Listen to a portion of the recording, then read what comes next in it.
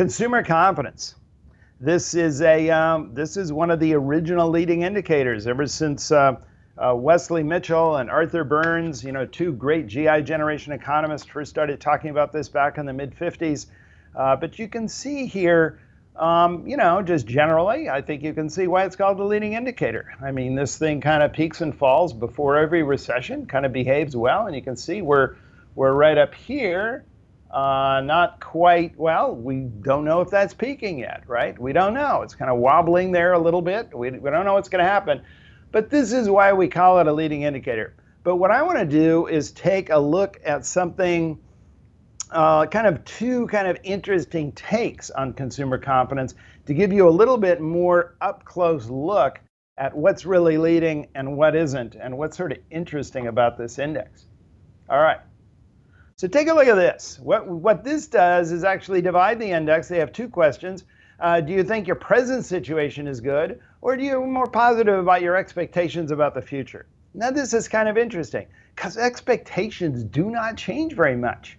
Yeah, they go down a little bit during recessions. They kind of come up, in the middle of the business cycle. They kind of, again, go down in recessions, but they stay relatively flat. What changes is everyone's estimation of their present situation. We come out of recessions much worse than our expectations, and that lends, obviously, a great momentum to the recovery. Everyone's willing to invest in the future. They think the future is going to be better than the present. They think they're going to be employed. They're not employed now. But in the end of the business cycle, we have the opposite thing happen. Everyone considers their present situation much better than their expectations, right? This is true of every cycle. And so if you really want to look at what's foreshadowing recessions and what really kind of peaks at the end of the business cycle, it's current conditions relative to expectations. And by the way, I know because the last time we did this show, we actually talked about the recent NBER study, which looked at conceptions, that is to say, fertility conceptions as kind of the ultimate predictor of recessions. I thought I would just actually put here and actually give you the dates when we had peak conceptions. There it is. It's peak conceptions.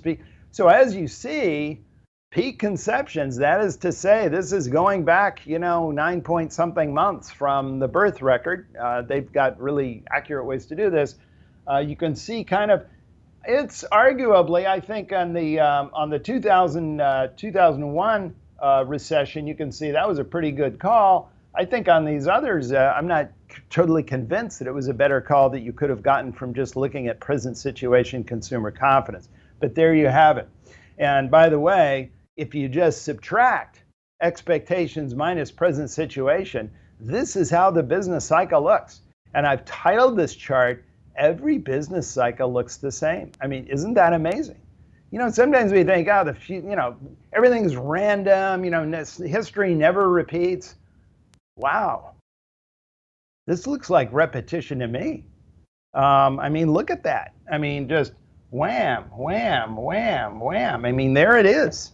We actually don't have data before the 1970s for this, but that's how history works, guys. And you can kind of see that's where we are. You can make your own prognostications from there.